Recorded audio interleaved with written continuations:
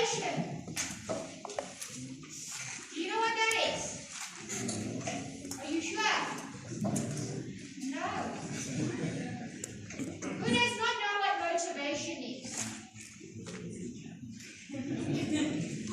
One person. When you answer something, my questions, if you've noticed from here, are not just yes-no answers. They are primarily, tell me what the answer is. But then you'll notice at the end, it doesn't say 1 mark. It says 8 marks. You go, but I said yes. Give me 8 marks. Really? Why am I interested in your yes? Am I really interested in your yes? Well, I'm glad you got the right answer. Yes, the answer is yes. But I want to know why you believe the answer is yes. Because if you can just go yes, it can also be a no. And I know you flipped a coin and you went 50% chance I got it right. Do you think that you're writing software and you go, oh, I wonder if I should write this little segment of code in here? And then you flip a coin and find out. Would you get on that plane? Who would get on that plane? Where the programmer said, listen, I flip the coin all the time and 50% chance of making it alive to your last destination there.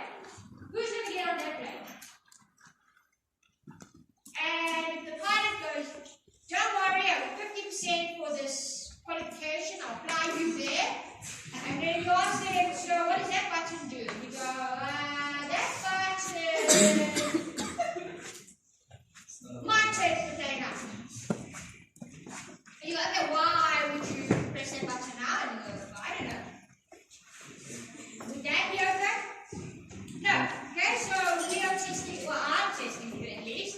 And my assistants are going to mark this based on you being able to explain to them why your answer is what it is.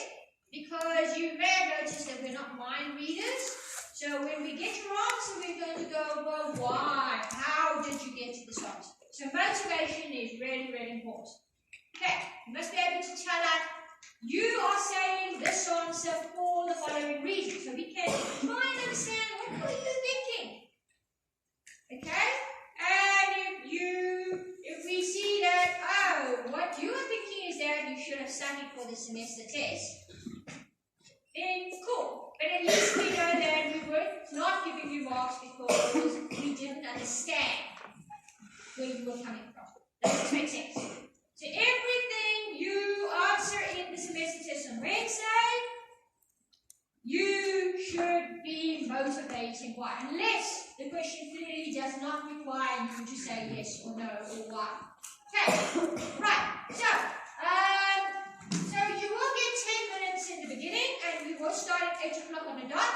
So for those of you who like coming in late, casually strolling in quarter past, you are kissing 10 minutes of writing reading time goodbye and a further 5 minutes of reading and writing. And because we are going to be absolute assholes about it, you're late. So we're going to waste another minute of your time going, why are you late? Right? So what are you going to do? You're going to rock up before 8. I know some people are like, you're going to rock up at 8 because we're going to start at 8 a.m.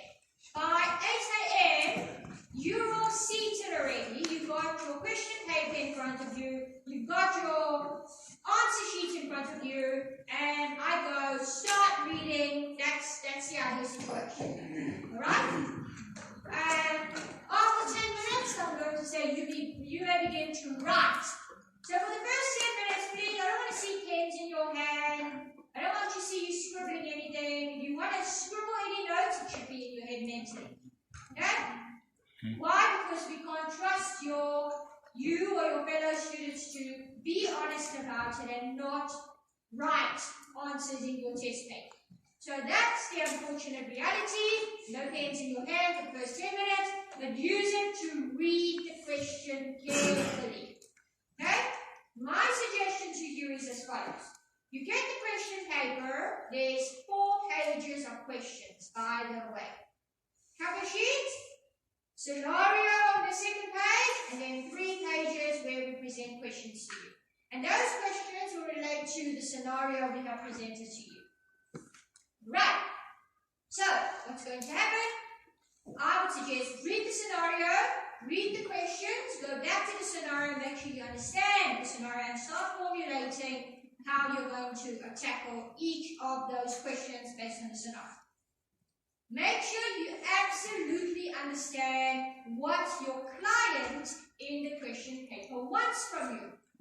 Okay, so like this question paper from last year, you're going to get this question paper where, cover sheet, turn to the next page, not this page, this was for online instructions. This page, it will give you some information about the client who has commissioned the company to develop the software for them, right? So you're going to read up about the software. What are the requirements? Oh, they are asking you to develop a system for 3D printing body parts. Right. And on top of it, who is the company? Who's the client asking you to do this? Why is it important you need to understand what the client is? Or who the client is? Why do you think that's important? Is that important? I mean, okay, clearly, when have you not studied? No. If you've gone through the chapters, this question I'm asking you is relevant to the project management chapter, where we talk about people. Remember that? Okay. Why is it important for you to know who your client is? I think we know what the client wants. In other words, we know that the system must do so and so and so. Alright? It must be in this format. This is what the client requires us to do. We're going to implement the system for them. Why is it important we need to understand the clients as well? We need to know who they are. How does that influence your project management?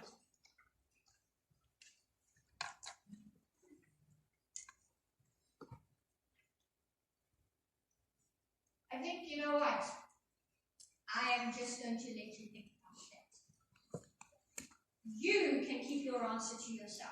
You can tell me later on if you're not sure, okay?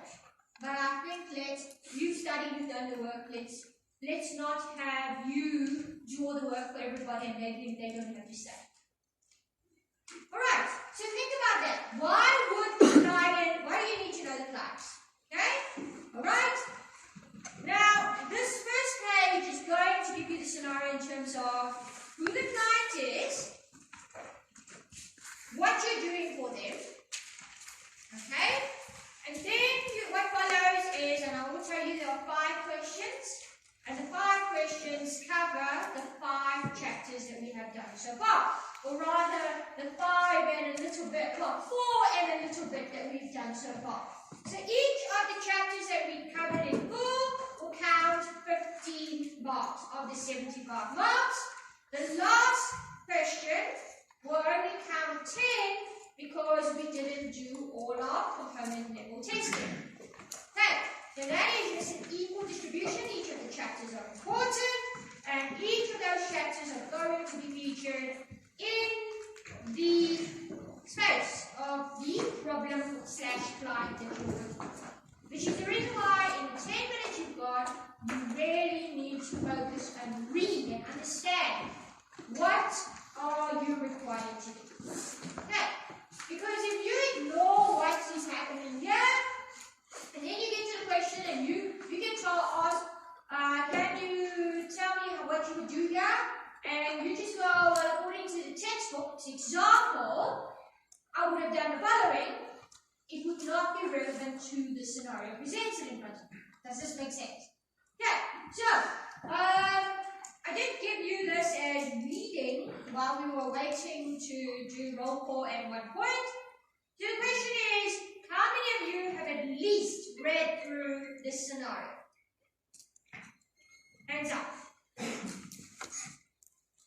Okay, I know Mr. Daniels technically did because he was like, wait, let me read some more. Okay, right, okay, so over here, internal memo. Remember, this was a company that the people were working for last year. You were not working for the same company, but I mean, at the end of the day, it's still the same principle. You are working for a company.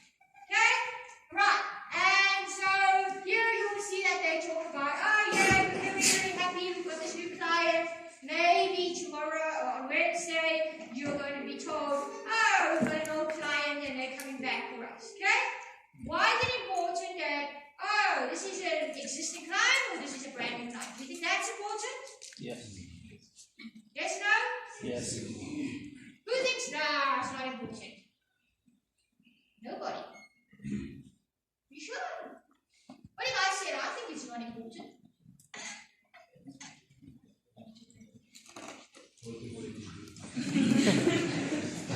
Alright. Okay. Again, motivate. But it should be important because it's 16 so. Right. That's the whole point. You give me an answer, you said, you reckon I'm wrong, okay? But you gave motivation. That's important. Because at the end of the day, I can't give you a yes, no answer in most of these things. It depends on the scenario.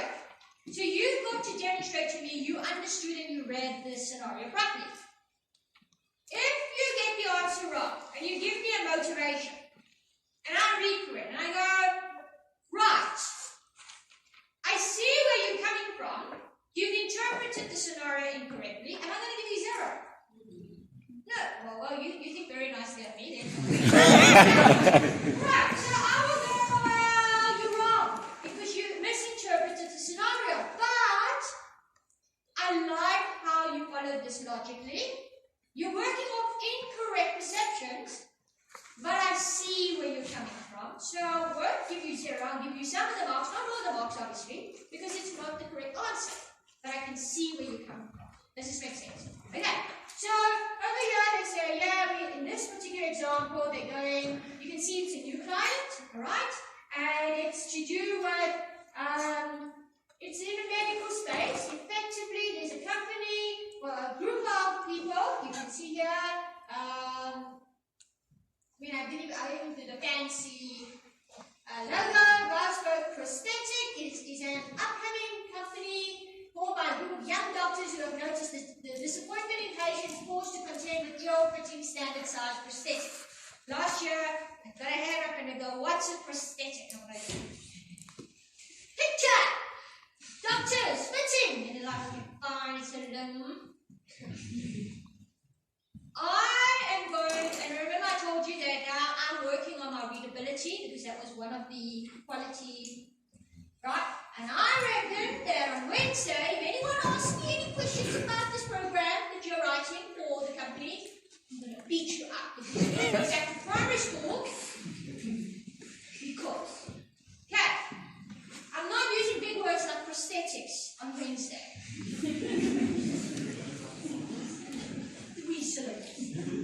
Okay, anyway, so that was just a little bit of background of the story. And they strongly believe that visualizing leveraging, and then I got asked what's leverage. Buzzword guy, do you know what leverage means? You're basically taking advantage. Okay, leverage. You leverage. The noun leverage means almost like an advantage. Right? So you're taking advantage. You're taking full advantage of 3D printers to create prosthetics. Just think about it. Like in Westworld. I don't know if anyone saw that. This was Westworld.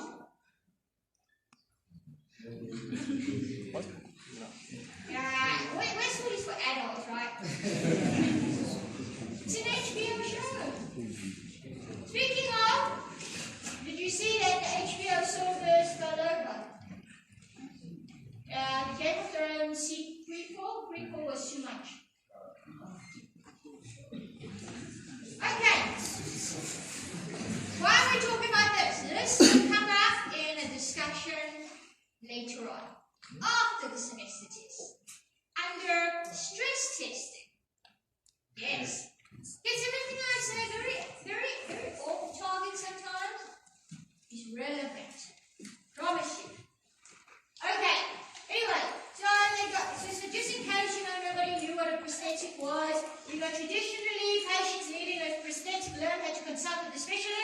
who takes down their measurements before placing an order for a standardized prosthetic limb for the patient, which is often added to a long waiting list. The wait to receive this prosthetic limb can therefore be several months due to existing supply chain limitations and lengthy shipping times. For patients living in areas far away from where the manufacturers are located, that wait is an absolute nightmare. So can you imagine people who are missing a limb, so maybe they're missing a hand, an arm, or a knee, etc. This, by the way, is real. They actually need to get measurements, and then they get a limb ordered, and then it gets shipped to them. And sometimes it doesn't fit nicely. And it really sucks. Okay? Obviously, you can't really relate, you know. But now I'm saying, imagine you can 3D print these things. It would make it easier, wouldn't it? Makes sense. But why are this? Okay. So Biospoke aims to tackle the supply chain. So they said we don't want, we're a 3D printer. You don't have to work on it yourself, and it will be a technology-oriented buzzwords approach, a wider production presence by deploying specialized 3D printers across the country. Schematics of the bespoke prosthetic limbs will be assigned and downloaded to a 3D printer center. As the promised delivery is within 10 working days, assignment takes into consideration a combination of printer queues and proximity of the printer to the patient's delivery location. So you can think across the country, you're going to have these printers, magical 3D printers, and what happens is, let's say you order a limb, then they will take the schematics of the limb you ordered and they will send it to either a combination of a nearest printer to you or a further one away, but it's not as busy because then they can get the limb printed within the 10 days. Does this make sense? All still on the same page? Alright. Hopefully by now you're already in your mind thinking, I am going to have to develop a computer system that will deal with the scheduling. Right. This makes sense. Okay. Patients will be able to get their measurements captured in the comfort of their own homes using the Biospoke app. So now you go, there's an app. Okay. You need to read. You go, app. App must be part of my application. Okay. You haven't really seen anything to do with a web interface, but you do know that there's a system that does some scheduling that is in the background, obviously. It's not going to happen off your back, processing power off your phone and go, wow, yes, we calculated. Okay, but you can see there's something that's working in the back end that does scheduling. There's also software that will have to deal with schematics. They're coming up with the schematics of the limb, but the measurements will be captured on an app. Right. Okay, so using the bespoke app, a patient will snap out several body images of them while minimally flow. That's a polite term of saying, you know it. Alright, these images are processed using a proprietary AI system to extract the relevant measurements and generate the appropriate dimensions for the requested prosthetic limb. Now, last year, I taught the Papier chapter early. So you will notice this question paper included a Papier section at the end. And that's why the students from last year should have read this and read alarm bells. But for those of you here sitting here that have not had a single privacy lecture yet, you should still all have alarm bells. How many of you are comfortable with taking photographs naked on your phone and uploading it somewhere? I'm pretty positive. That's it. Nice. Okay. Anyone? No? Nobody. Are we all a little shy? I see people that go. No, really. Not a single one of you here is okay with that. Are you okay with it? No! Okay. We need to work on our body positivity. Okay. Anyway, patients will be able to pay for the prosthetic limb using payment card, EFT, or linking to their medical aids if supported on the Biospoke mobile app. So by reading this is just a single page, but all the information you need is here. Okay? When you read this, you should already be thinking, right, what am I developing in this system? Okay, because it's really important.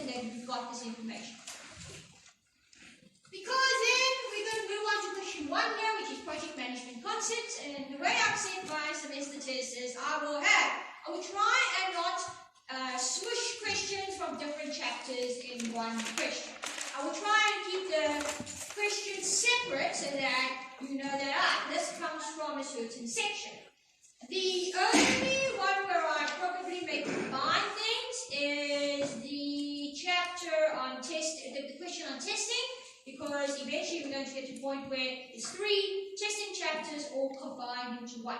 You're going to talk through the whole testing process, right?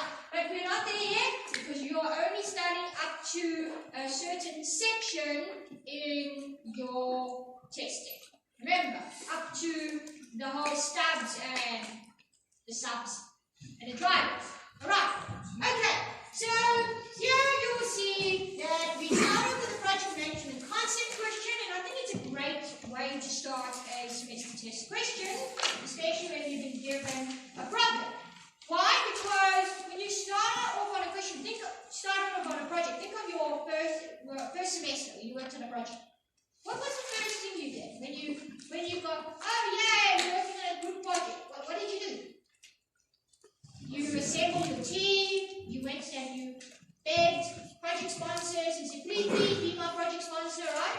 You wooed them, you wined them, you dined them, kind of, or you bullied them, or you emotionally blackmailed them, or you lied to them and said, yeah, we'll give you all this fun thing, and they go, oh yeah, and then they said, yes, please, do our project for us, and then meanwhile, no. Okay, but you did that, right? And what else did you do? You organized your project, didn't you? You said, okay guys, we're going to do the project this way, you will do this, and you will do that, right? So it makes sense. So here, the same thing is happening. So you go, we're going to give you details about your project team. Okay, who's working on this project with you? Okay, you don't make up your own team members. I tell you who your team members are. Alright, so you can see there, your current development team presently comprises the following members. So you, that's the team lead, right? Yeah, you're going to be the leader. Maybe you won't be the lead on Wednesday. Maybe you'll be the new person on Wednesday. Maybe you'll be the sort of experienced person on Wednesday. You don't know. Alright. And then you'll see there are the names of the other people in your team. And so you see that Elsie is one of your closest friends, having worked with you on developing projects since Informatics 2. Back-end processing and data sciences extraordinaire. Right. So we're making up a lot of stuff. You're thinking, oh, okay.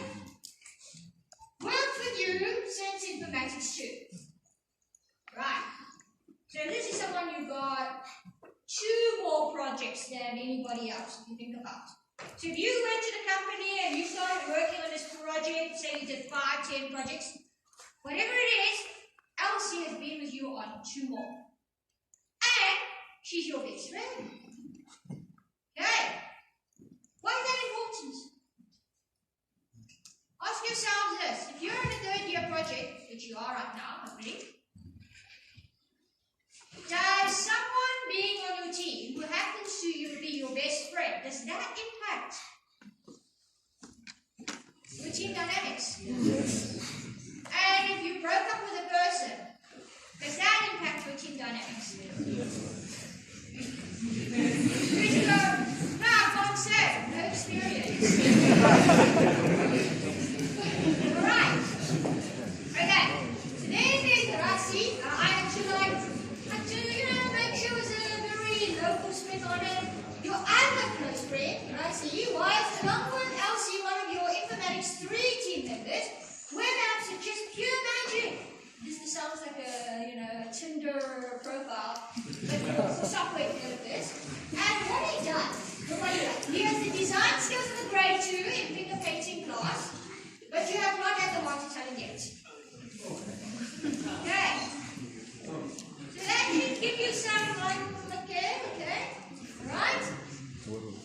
Bernard is your apps developer. Managed to deliver the last 3 projects without issue, although the clients only require some basic functionality of the apps that involve uploading documents for verification.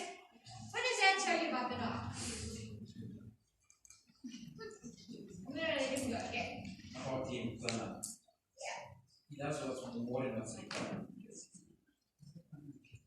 It's an overachiever.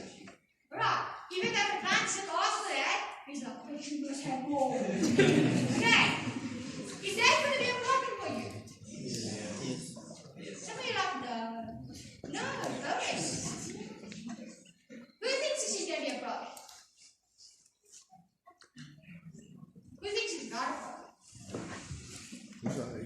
Again, you need to motivate. So, people who think it's going to be a problem, why?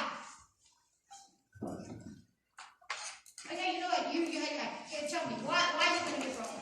I think it will be a problem because if he tries to handle too much in a short period of time, without first handling the essentials first. I mean, it's good that he's able to do all this other fancy things or advanced things, but first, if he's not able to handle the basics, the stuff that actually counts for marks first, it will be a problem.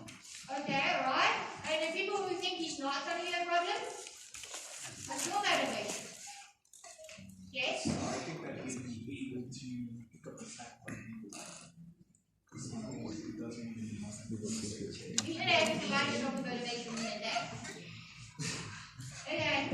Are you going to argue in favor of the not being an overachiever? I can go for it. For Kunal, you being a person who goes through projects without issue would be beneficial because then you know how to deal with different situations. By this being an issue, But do you not think that a possibility is that if Bernard goes and does things that, so he was supposed to only provide basic functionality on the apps, right? And then he went overboard. Could it also not be that he doesn't understand, he's got a communication problem? Right. Like if I asked you, just think about it, semester test on Wednesday, okay? I asked you to do this simple calculation. You go, no. And then you go and you integrate the shit out of that thing. 15 minutes later, and I go, now what? Alright. Yeah, look, he does deliver in time. But the problem is he doing what the client wants? If the client says, listen, I want this to be pink, and he can no. It must not be pink. It must be a shade of, I don't know. Right. Remember, at the end of the day, your client is the one that's giving you the money. Or in my case, I am the one who's asking you these questions. You've got to answer it according to the rules I've given you. Okay. So, it might be a problem, it might not be a problem. It depends on how you're going to use them. But you must be aware that there is this possible concern or possible strength. Does this make sense? Right. Then there was Logan, who is a very talented developer who specializes in developing back-end code, was snapped up by Dragon's Back upon graduating his honors in IT qualification, cum laude, that is with distinction. As a student, he won a number of national data science competitions and fancies himself to be the next Elon Musk. Right? Yay! What do you think? It's very clever. Yes. This would be a problem because if you look at it from humanitarian perspective, the idea of the law complex is so much going on. And how we say, I like that, it's better to do that. You just don't like smart ass. No, yes, go ahead. From how it sounds a bit arrogant, so he won't be able to take criticism or suggestions, he will be very narrow-minded. Alright, so that's your view. And that's great. Because you see, the thing is, you could back it up from you saying, well, if you read this sounds like someone who would be very narrow-minded. You understand? So when you then answer the question later on, you must bring that up. Because I can't read your mind. I can't go, oh yeah, you in your mind, you think he's narrow-minded. I don't know what you think of these people. Okay? I asked the class last year, after, we went through this paper. And I said, so who got the impression that Logan is a dick?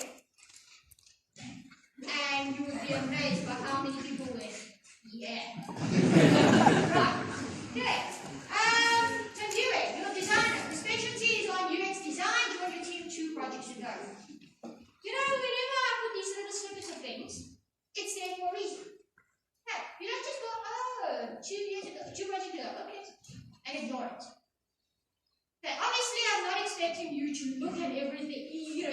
each one like, whoa, very, very carefully, and then give me a full in-depth analysis of the psychology behind it. No, you don't have time for that. But what you do need to do is you need to look at the mark allocation and say, based on this, touch on each of them. Because last year we had people who forgot about some of these team members. So I wrote, so what do you want this person to do? She's supposed to just sit and fetch coffee? You know? Or you can send them home and say, listen, I don't need you to work on anything. Right, then you have two new people, Lee and Dolores. Lee's a new graduate intern at Jones Bank, assigned to your team. Studied IT at UJ, started first year with you 7 years ago. And finally graduated in June this year when they passed computer science 3A. I know, some of you are, that's me. Right. Then there's Dolores, another new graduate intern at Dragon's Back, assigned to your team. Graduated in electronic engineering from UJ Canada. Right. You're like, oh, electrical engineering. Well, for students who were like, I looked it up, they realized that, with Dolores, they will put Dolores with the 3D printing. Okay, some of you might go, I wouldn't have seen that, it's fine. But it's your motivation. Alright, okay, so 1.1, and this was like everyone said, no, this is a trick. 1.1 was complete the above table providing a brief and honest assessment of your own skills as it relates to working in a software development team in real life. For 2 marks. And I thought, I'm giving away 2 marks for free. Just tell me about yourself. Surely you are the best. Like if I ask you, listen, here's a test, and I go, what do you want me to test you on? You go, test me about me. And yet, there were some zeros. Yeah, and there were some ones. We gave a lot of 2s, but there were still some zeros and 1s. Now, what do you have to do to get 0? Not answer the question. Well, sorry, they left it blank. Yes, people left it blank. You're asking, I don't know. Okay, fine. Besides leaving it blank, what else do you think they could have done? Yeah, also not answer the question. So I'll say, tell me about yourself, and then you go and make a new character. Yes, there is about a brand new character and say blah blah blah. Okay, what else could they do? They could have talked about assessing your own skills in terms of not telling me their skills. So they wrote something like, I'm a 3rd-year informatics student. Like, great! You're working at this company. How are you a 3rd-year informatics student? Okay, when I say your real life, I mean, listen, in real life, think of you right now, in your team. What are you contributing to your team? So if you go, I'm an amazing web person, put that down. If you don't feel comfortable going, I'm an amazing web person, just say I'm a web person. Right, or I work on the apps, or I do the back end, I do the code, I do the database, I do the whatever. You must all be doing something, surely. And if you go, I'm the cheerleader on the team, what is your contribution in software engineering? Thank you very much. Okay? Alright? So if you tell me I'm very good with ASP.NET, great. I love my UX, great. But my markers are very hesitant to give you 2 out of 2 if you don't give me a nice story worth 2 marks. Okay, so you would say something like, first and foremost, I am skilled in the following, and I am very experienced in doing the following. Right, that's all we're asking there. Last year. Maybe you won't get that this year. On Wednesday. Maybe you will. So, 1.2. Due to the ongoing pandemic, it is anticipated that the members of the team will continue to operate remotely from their various homes. Please note that this was last year. Now, given the members of your development team, propose how you organize the team so that it gels and functions cohesively on this project. motivate your proposed choices. Okay, so here I'm talking about how will you organize the team. In other words, here are all your team members, including you, alright? You must keep in mind that you're working remotely. What do you have to consider? And look at the mark. It is worth 7 marks. How are you going to organize this team so that it gels? Now, this whole gelling, you know, how they communicate well and work well together. Hopefully you read it in the textbook. They talked about it. Under the people section, there they only referred to, here we're only asking you about the team members itself. So what would you propose you would have done here? Right. And obviously the people who have done this, you would have some answers.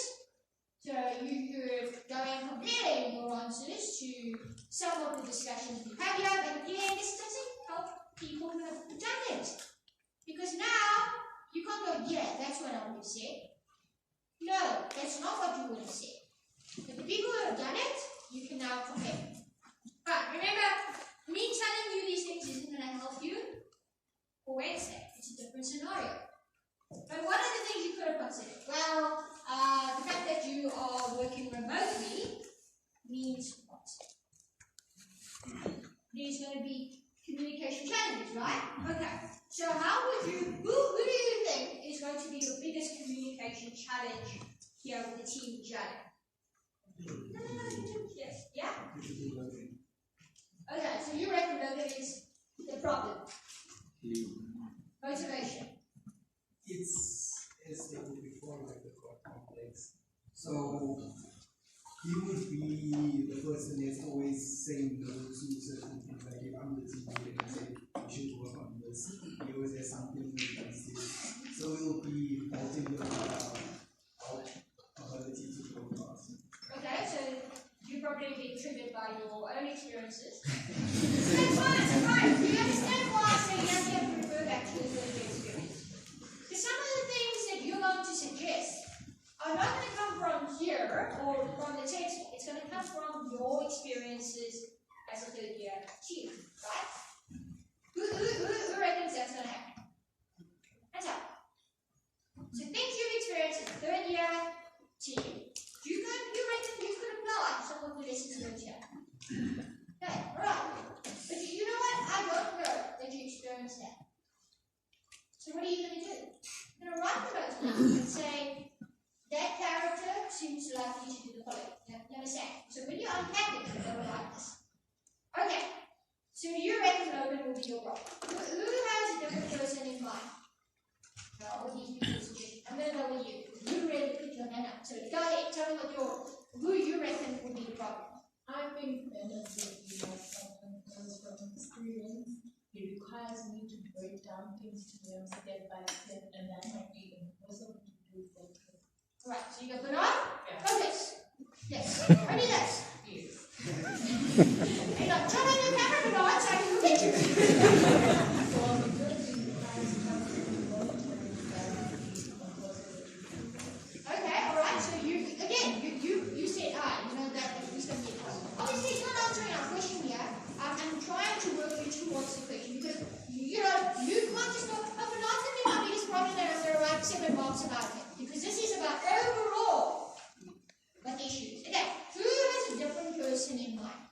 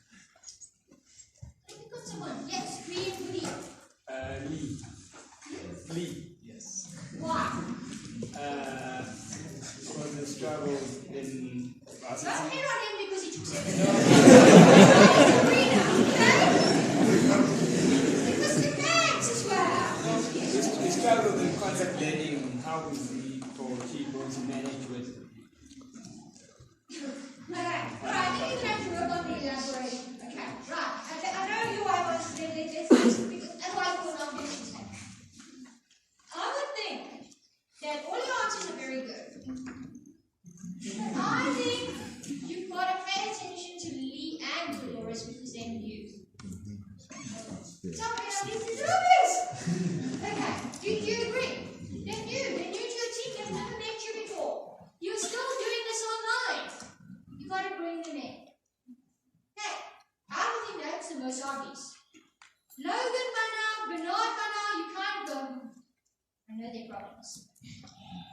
The unknown quantity are those two. Okay, so that's what I would say. So when I write this and I go, when I put this team together, my personal opinion is I would try and put Lee and Dolores with more experienced people. Okay? Maybe I would even monitor them myself because I'm the team leader. I'm going to make sure that they're on the same page as me. Right. And then you have to say, oh, but then that means I have to keep an eye on everybody else. Some of your team members could work independently. So you go, fine, maybe I can have them work with one of the newer people. And if there's an issue, then I'll step in. But you also have to take a look at the fact that there's a communication issue. Yes, the fact that you mentioned, well, I think Bernard is actually a serious issue. I'm going to personally intervene. But you can't personally, because that's not the whole point of this team. Okay? You might say, okay, fine, I will, just to make sure Bernard's on the same page as I am every single day, I might have a daily meeting with him. Just a quick stand up, online and go, Bernard, where are you? Show me, what have you done? End of the day, no Bernard, fix. Yeah, with Lee, you might go, Lee, don't be an ass. Okay, and remember, you're going to make the noise and then use I quit. So how do you deal with people like that? Now, in the chapter, they actually talk about how you be a good leader. So there were certain elements about how to be a good leader that you should perhaps incorporate into your answer. Whatever it is, remember, what I'm looking for here, given how you organize a team, I want to see that you've included everybody on the team and how you've organized. Okay? You say, well, I know that it is anticipated to continue to operate remotely from the various homes. I will still insist that once a week the team comes in person and we have a chat. The rest of the day of the week they can work remotely all they want, but we must have face-to-face in person. And that might work. And the reason why you might think, was that even on the table? How open is this? This is super open. As long as you can tell me this is what I'm requesting for the following reasons, we can make, and it makes sense, we can give you those marks. Also, the fact that is requiring them to come in once a week in person, actually an option on the table for the people from last year, it would have because one of the industry guests actually spoke about that. He said that he would insist that they meet up once a week in person so that they can just keep the communication going. So attending the industry lectures is actually very helpful and important. You might not need what the industry lecture people say to you to pass this test, but if you bring in what the industry lectures say, and it fits nicely into that question, it might just push your question up. I'll be like, oh, so impressed, someone was paying attention at 8 a.m. in the morning. Right. Okay. Then this next question is what would your problem decomposition of this project look like?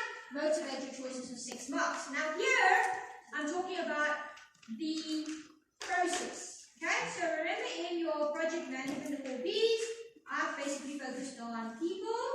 And in this section, I'm talking about, okay, how would you divide the project up? Now, when they talk about dividing the project up, they divide, the textbook actually discusses different ways in which you can divide the project up. So you could say, okay, we are going to divide the project up in terms of this is the app, this is the web interface, this is the blah blah, this is the blah blah. So let's go that. And then you would say, and everyone works on all of them. You could do it that way. Or you can say, well, based on my team, I probably will assign certain team members to work on a specific component. Very much like your third-year projects. How many of you decided that with your project, everyone did everything? In other words, you go, oh, mobile, all of us are going to work on a mobile now. Do you? Why? Why did that work for you? It depended on your people, right? Because if there was one person who said, I refuse to learn mobile stuff,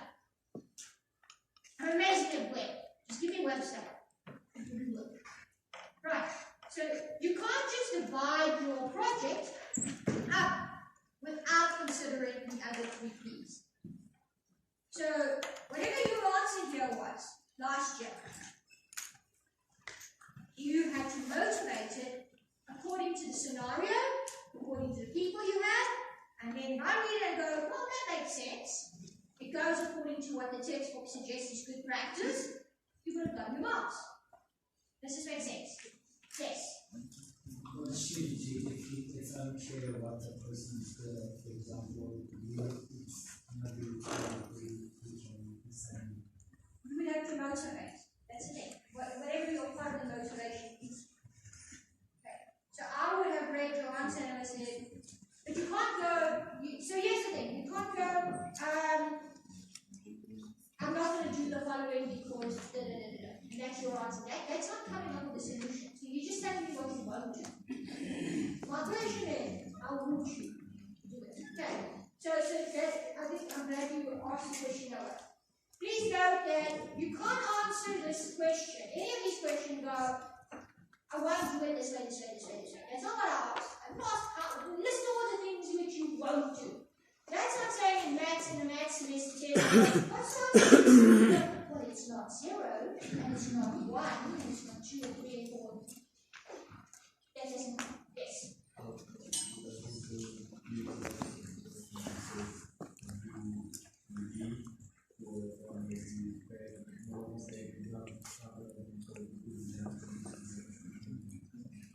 You can look, the thing is, you'll notice that because I asked 1.2, right?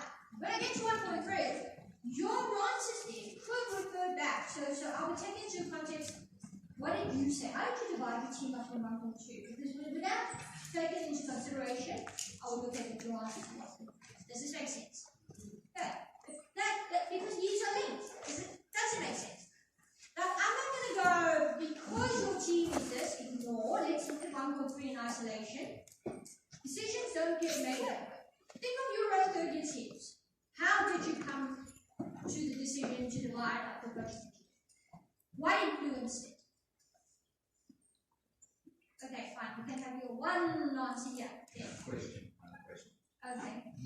So in 1.2, should we not try to deviate from mentioning what components that we're working on and instead focus on how? Yeah, you could, I would say yes, read through the entire question, because if you had spent so much time talking about how you divide the team up in terms of, then I will focus on the work, then you're going to get to 60 and okay, now what do I say?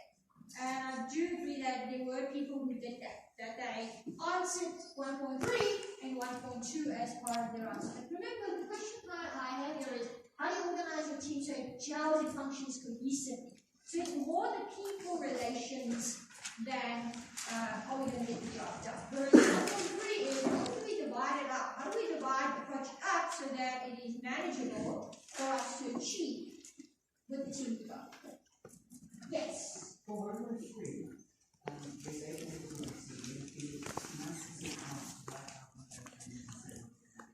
See, you would have, so some of them you would have seen, you just said, oh, here's the Dolores and Hughes, I would have done. Okay, yes.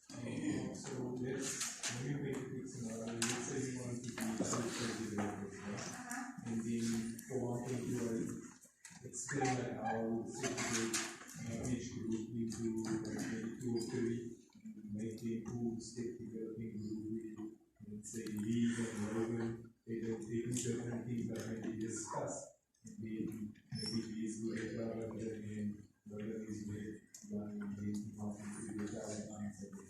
Okay, so then 1.2 here specifically focuses on how you organize them to enhance communication. So not so much the full stack. I know your plan eventually speaks into some full stack developers, but here is more, can we get them all on the same page? Considering that we are working remotely with this example.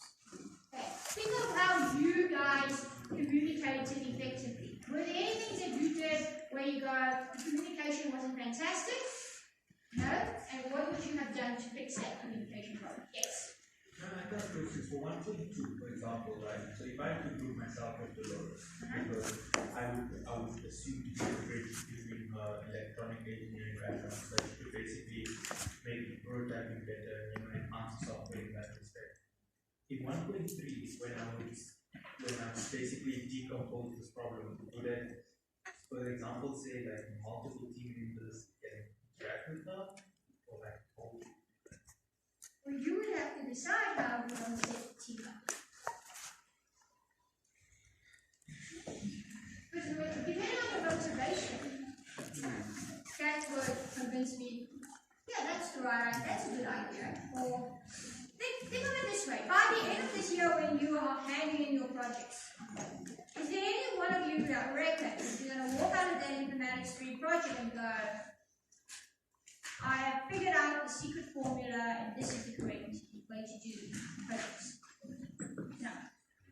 Because you could have done, and then how many of you reckon now, just looking back at the things you've done, how many reckon there were certain choices that you made your life that could have gone better, or that could have been, that was the best, but I think we can improve on that. Okay, so many of you feel that way. And the same thing is, you might think, is there a right answer? And I'm not grading you on there is the only answer. You should realize that there isn't one perfect answer. It's, if I marked you here with whatever answer you provide, and now somebody goes, oh, that means you don't understand. You do. You have to go through the technique to make sure you understand principles. Because when I grade you, I'm going to grade you according to, okay, let's look at your motivation. Okay? Does your motivation is it sound? Does it fit according to what what the textbook is saying is good practice? Okay, so the textbook they talk about how you've got to be inspirational. And then you give me an answer that like, no, that's not quite inspirational. Let's say the question was, how do you inspire your team to do the work? And you go, I'm going to shout at them every day. And then your motivation is, if I shout at them, they'll know I want you them. But is it inspirational? I'm not getting inspirational vibes from it. I mean, you have your perfect, you've got your motivation. Like, hey, fear is good. Okay? I'm like, there's a positive way of doing it. And then I might go, I'll give you those marks. Alright, okay.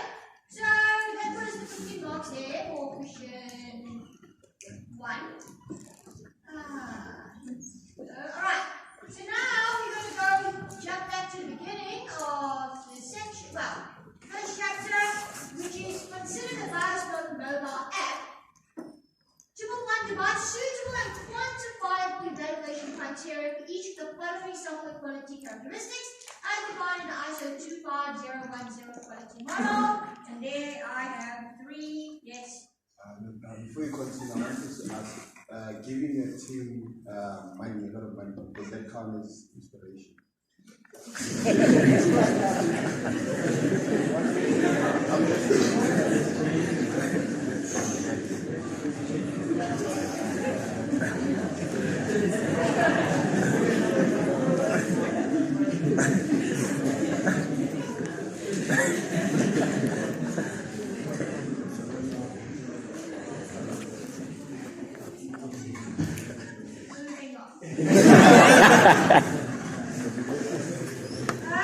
Remember that you must make sure you actually know what each of these are. Right? I'm not asking for definition, but you need to know what they are. Right. So, for example, here you will see that I specifically focused on the 25010 quality model, and the effectiveness, satisfaction, usability, and you can see it's out of 12, so it's 4 marks. You will figure that out. There are like 4 marks per week. So you can't just go effectiveness, you go, it is very effective. For 1 mark, 0.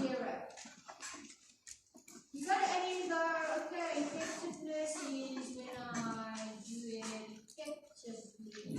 So, got it. The Bioscope mobile app must, and then you go like, oh right, it's supposed to measure. It must take the body measurements effectively, and it must also process the payments effectively. I'm like, congratulations, 0. What would you have to do? What do you have to write? Well, first and foremost, you've got to prove to me you know what effectiveness is like. So what performance effectively? No. We put that up already. No. Somebody else. Come on.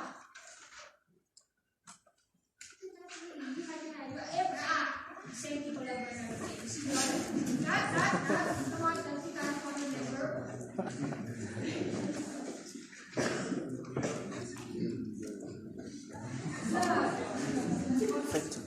Okay, right. You understand? Okay, so here's what I'm going to tell you here. When I've noticed why people get this wrong, which you shouldn't, is because they then list functional requirements in here. They just go, it must take photographs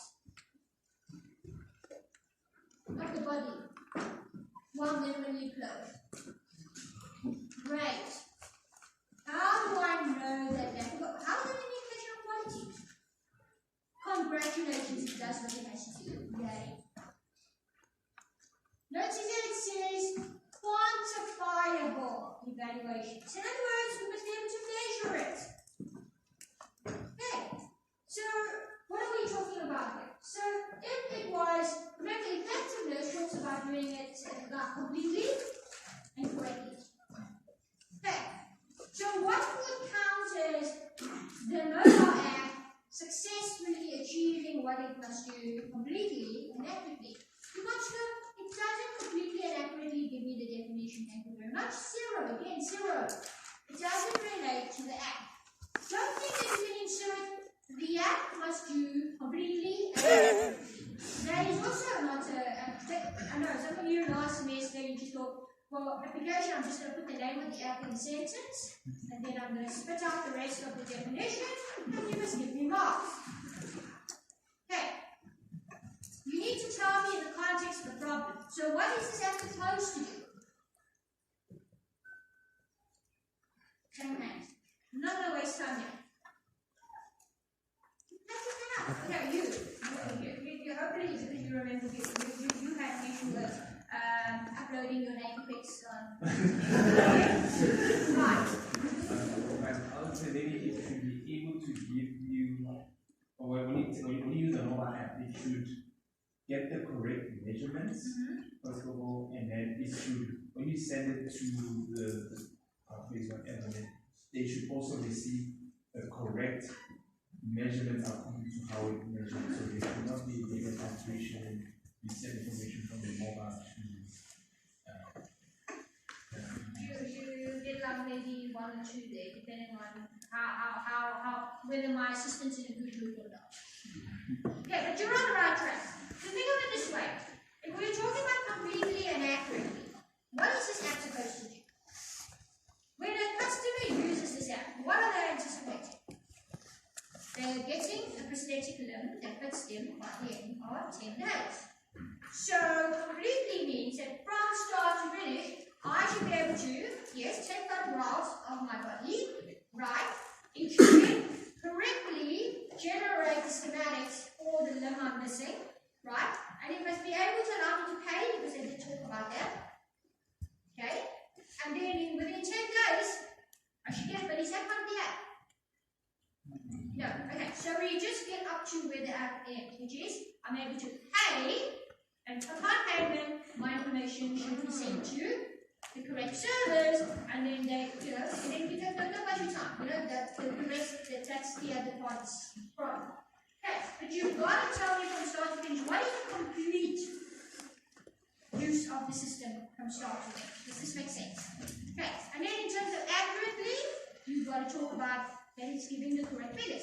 It's charging me the right amount. It takes the right amount of my credit card. So you would have talked about all these things. Yes?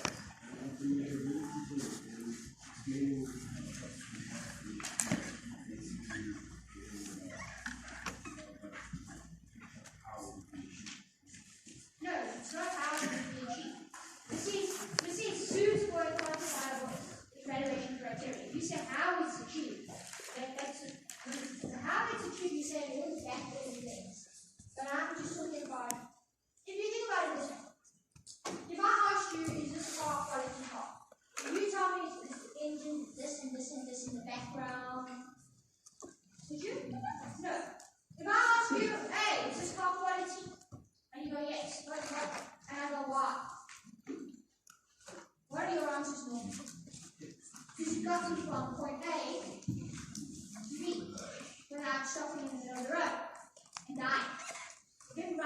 over the subtotal mass. Does this make sense? Yes, you had a hand up. Could we say the measurement should have a margin of error of X centimeters, or you can do it like that. So you can say that you can say effectiveness, you say, all 40 people which we tested, all 40 was actually correct and we were satisfied with them, etc. So we took the 40 and we were able to generate 40 correct calculations or so on. So yes, that would then be quantified. Does this make sense? So, quantify it. So we say, 40, so we retested this 40. 40 people tried this out, and it generates 40 correct calculations. That's when we talk about quantifying, you're able to count the numbers. Does this make sense? Okay, alright. Satisfaction. Usability. Okay, obviously don't now all jump on board on the quantifiable and say usability. I asked 50 people to use the system and all 50 said yes. That's not the point. Quantifiable is then measurement. So you're already starting to introduce measurements. You don't have to introduce the 40 or the measurements. That's one way of doing it, yes. But don't go overboard with it. Now you think that you may just put a number in every time. It's more a case of what are you looking at that can be measured. Okay, that's why I said, the correct amount was deducted from the credit card. That is an issue, measure or quantify. The fact that it accurately calculated and projected what the limbs are, the measurements of the body are. That's correct. Okay. So you can do those, but obviously you're getting this. None of these three specifically, but you're going to get this kind of question where I say, according to the scenario, what are you going to? Now, what would be an indicator that, hey, this is getting quality, this ticks the boxes. Okay, please do this correctly. Do not give me functional requirements. Really, that is like the nut. Well, it's not the worst you could do, but it's also why are you giving me functional requirements? Functional requirements does not give me an indication of quality. That's like you saying, I'm amazing. I'm sitting here in your class. You should pass me. That's minimum participation here. Okay. Right. In 2.2, given the circumstances, would you recommend releasing the app in a good enough state? Motivate your answer. 3 marks. What is the correct answer? Yes or no? You know that the answer is yes and no. You're not allowed to say yes and no. But your answer can be yes, or it can be no, and I would have answered that one for yes or no, because I wasn't clear. I didn't clear about the yes or no. Your 3 marks come from your answer, your motivation. So, those of you say yes, you would release it. Why would you say yes? And those of you who say no, why would you say no to this? This no. Okay. So I would say yes, okay, because this is brand new to the market. It's an up and coming group of doctors who've got this great idea. Think of it this way, if you don't release it now, there's a possibility that competitors come in and push out the product. Now you're second. Who cares about the second? Everyone cares about the first, right? Nobody cares. Okay, maybe you do. Who's the first billionaire up in space?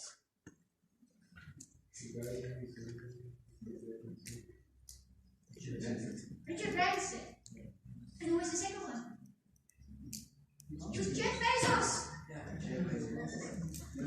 I would have thought everyone would have remembered Jeff Bezos because he was the one with the very questionable shape rocket that went up. Technically also, none of them actually went to space. Fake space. Okay. Trick question. Alright, but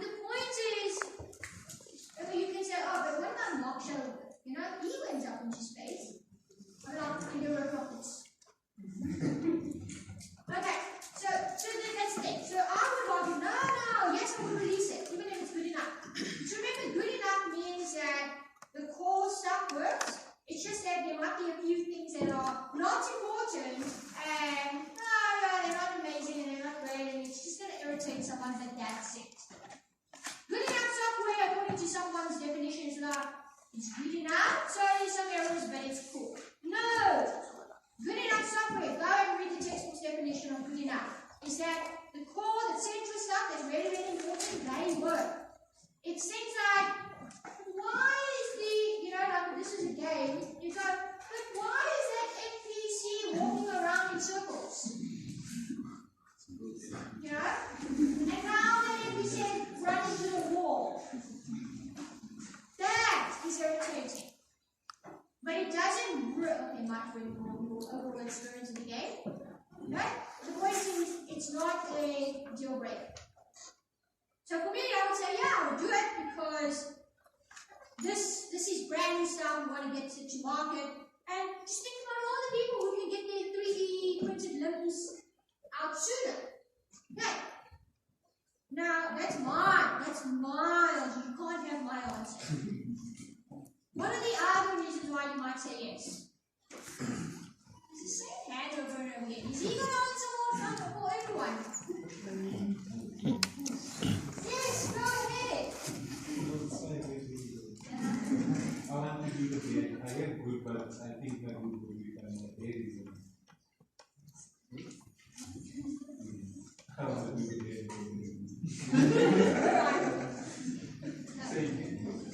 Who's going to have an answer for no? Alright, and it's fine. Nobody's going to go, oh, no, boring. Why no? Okay, yes, go ahead. Okay, the reason why I say no is because since we work with prosthetics, and say for example the software doesn't make a correct prosthetic to the right dimension, whatever. Obviously now the company will have to refund the customer. And obviously the customer doesn't pay again. But it will be more cost to the company. They have to pay for the manufacturing of new ones. But we're saying that the majority of the main important things are working. So what very outside thing is not working that you can think of it and go, yeah, that would be a problem. Because don't you think your prosthetic working 100% would be central to it being part of the good enough? I mean, would anyone here say that, the prosthetic just kind of doesn't work? Would that then still fall under it's good enough? You have an answer. Yes, go ahead. Database leak is a potential problem. A database leak is a potential problem if there is a good enough state. Do you think that will fall under good enough? It is a database of medical information. So you go, oh, oopsie, the medical database doesn't quite work. You think that might be like a, nah, it's fine, it's a good enough issue.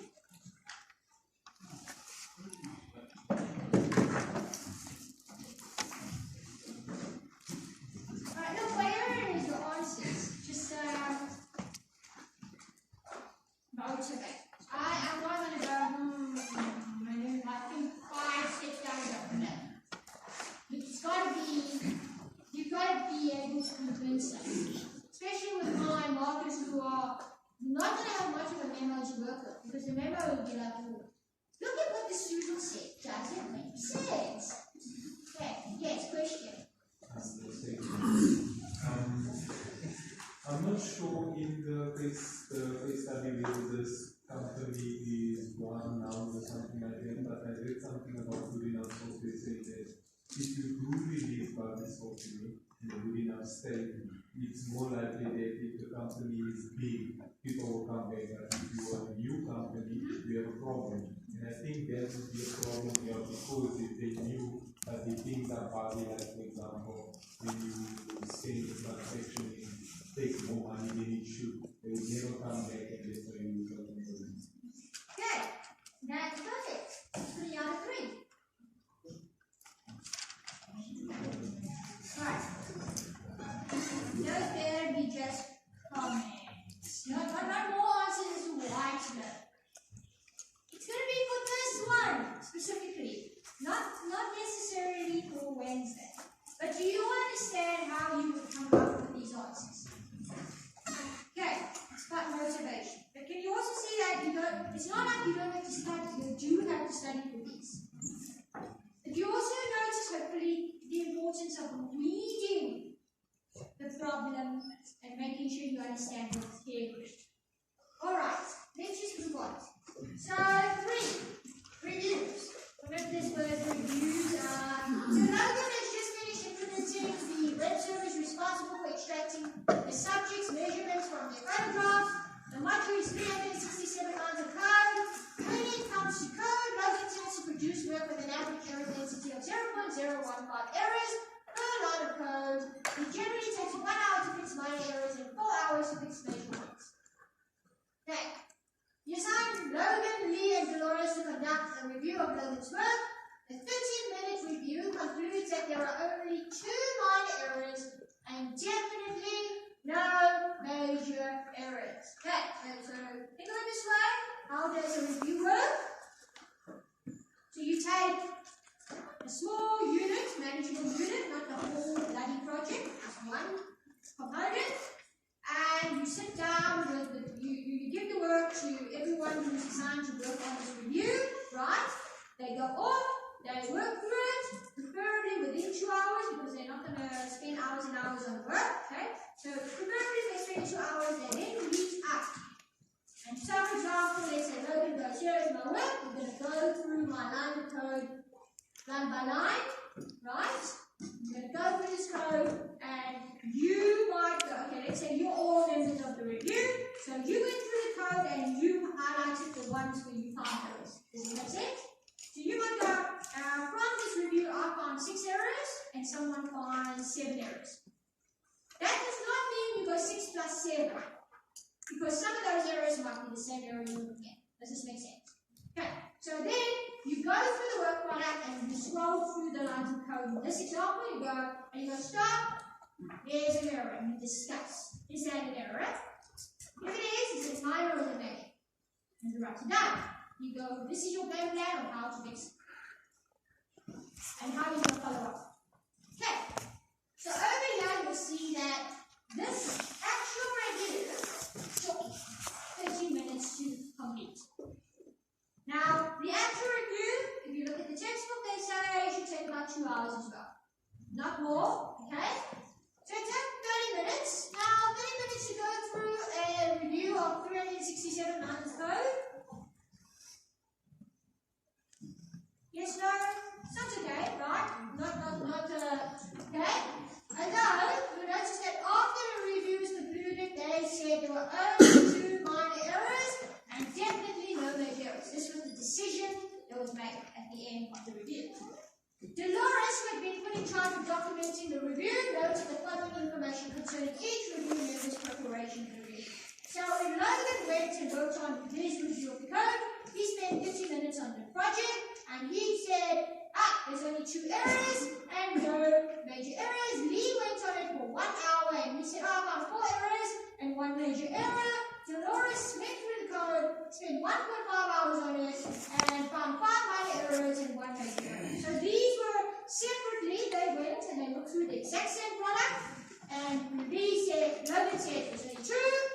Yeah, I went through my work and there's 2. Lee went through that same work and said, from there I found 4 and 1 major error. Dolores went through it and said, I found 5 errors and 1 major error. They meet up, they go through the code, at the end, the decision made is there's only 2 minor errors and no major error. Okay, got it. By the way, are you imagining this happening? You better be, because that's going to help you. If not, let's see if you got the same answer. Right. 3.1. What is the error density of the product under review?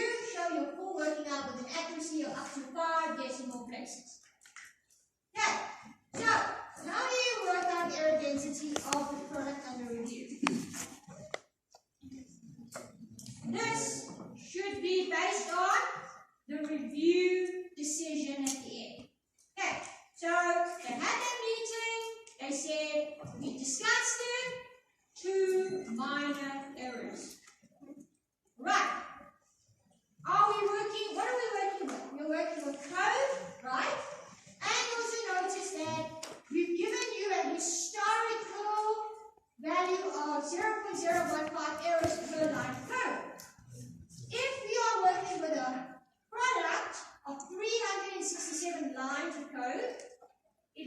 means that you would get an error density by,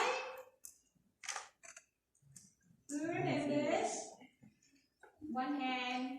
Anybody else? It's the same people over and over again. People at the back, do you even think?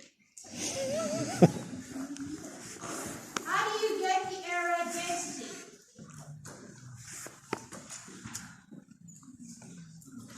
Okay, you haven't tried. Go ahead.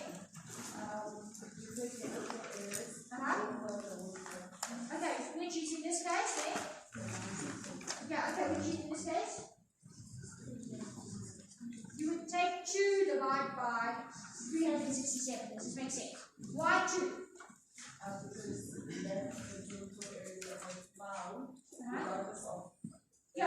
So remember, each person discusses the outcome of these errors, but you sit and you have a discussion, and then the group decides, oh, this is the actual group.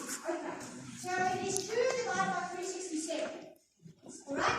So you would have written that down. Remember, you have to show your full working out. So you would have told me that the error density is equal to the number of errors divided by the product size, which is 367 lines of code, and then you would have gotten a value, which I'm not going to remember, but you remember you're going to have your calculators with you. You're going to work that out, and then you would get to, give me an accuracy up to 5 decimal places. If you don't give me up to 5 decimal places, you're going to do some odds. Right, then we want to calculate the preparation and assessment effort, show your full working out. So, you have to look at the preparation and assessment efforts. How do you do that? Basically, you have to calculate you have to add up the time. Remember. So, that would be 30 minutes, an hour, 1.5 hours, as well as 50 minutes there. Right? So that, I'm not going to go further. Again, 2 marks. 3.3. Provide feedback to Logan, Lee, and Dolores on how they handle the review for 6 marks. Yes. Since they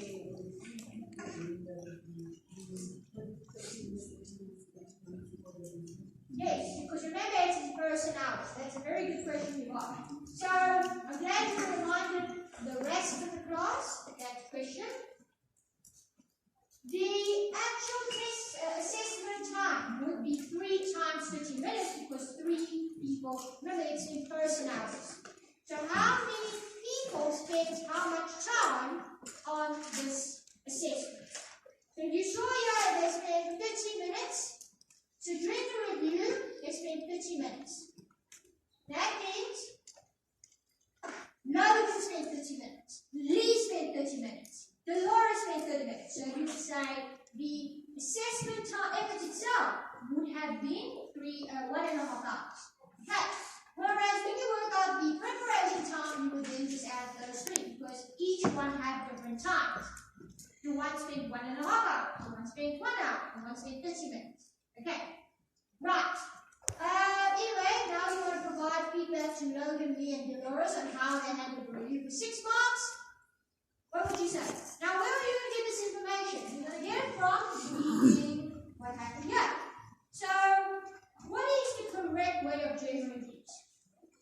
You know that it should be between 3 to.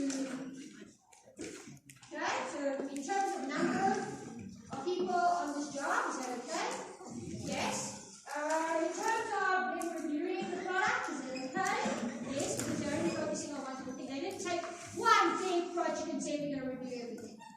Okay, in terms of the time they spent, that's fine, right? Because they spent under 2 hours, and by 2 hours I mean person hours, I mean 2 hours. Okay? In terms of preparation, is that also fine? Yes, they did. They spent under 2 hours each. Alright? What else can you tell me? I mean, this is all looking okay. Now remember, it's how they handle review. What would you say is, I mean, for 6 marks, I'm not going to ask you to just go, yes, everything is fine, and you're not elaborate. So what do you think the problems are? That's the same people who have got their hands up and you're not very into this, clearly. Let's give someone else an opportunity. Is there anything that's gone wrong with that? No, she's going, yeah, she wants to tell me on. No, she can't tell me that. And he's not allowed to tell me on. And he's not allowed to. Because they're all that on. Come on. Who can tell me what is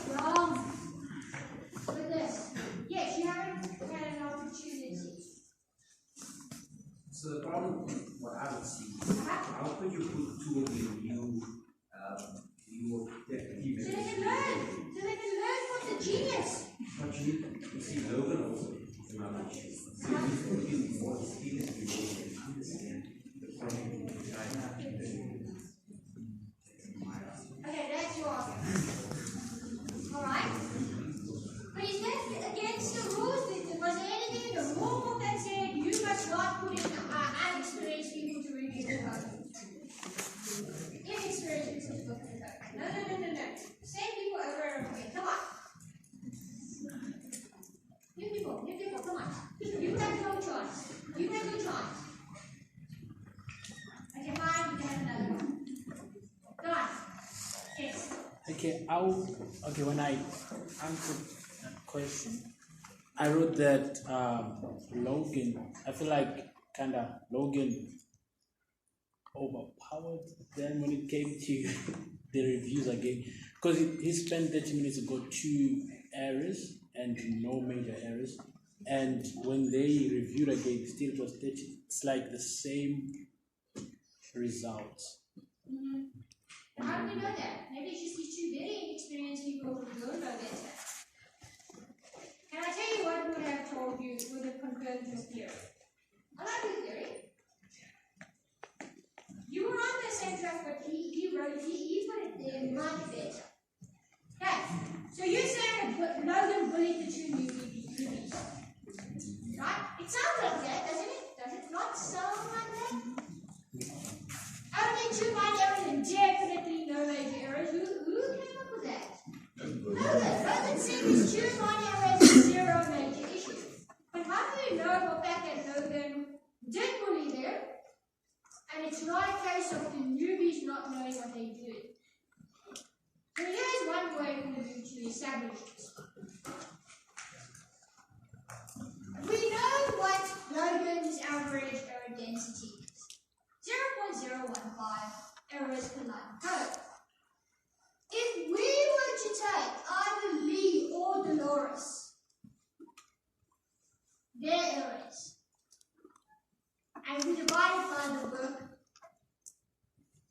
size, would we get an error density closer to 0.015 than what we have at the moment? What is 2 divided by 367? Is it really, really, really low? What are the chances that Logan magically, historically, has been making an error of 0.015 to suddenly, boom, he's amazing, he's near perfect? Right, does this make sense? So you could have done that, but it's like extra calculation necessary. Okay. Here's another thing you need to realize with reviews. If you find that there's a historical value and you are suddenly very, very good, yes, it could be that you've improved, but there's also a possibility that your testing is not great. You haven't got a proper testing review in place. Does this make sense? You didn't review your code properly. Okay, then over here at the area of 5 logs, Lee requests a meeting with you in which he voices his frustration with his progress and his contribution to the project.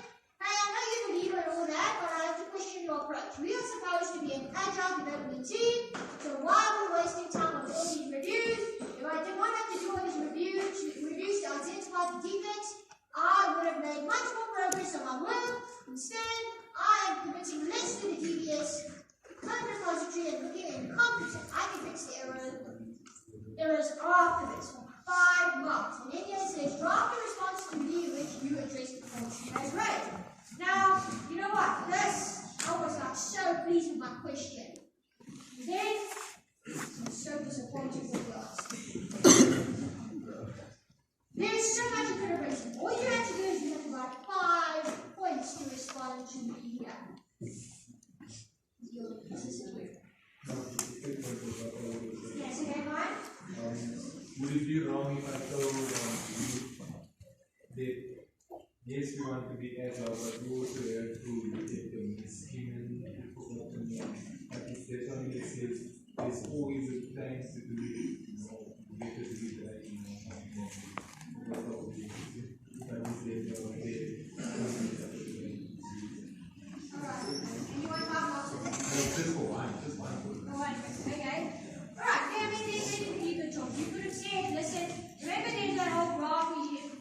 fix now, then it costs less. Because if you fix it later, it will be a problem.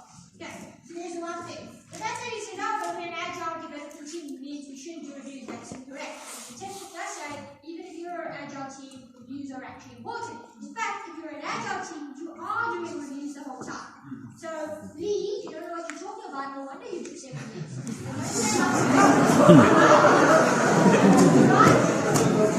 Another thing Lee learned that's correct, guys, is that he says, if I didn't want to work on all these reviews to identify the defects, I would have made much more progress.